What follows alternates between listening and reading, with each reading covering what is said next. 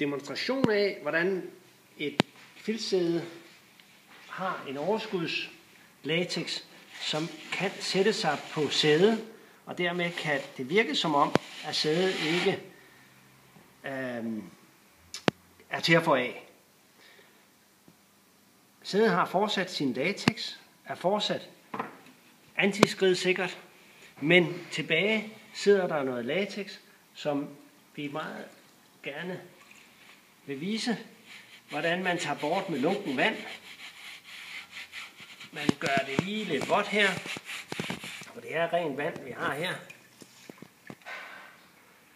Man gør lige lidt vådt her, og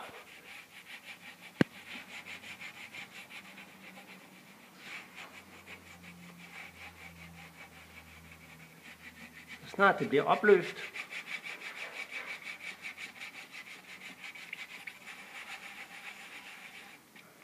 så sidder det her på kluden.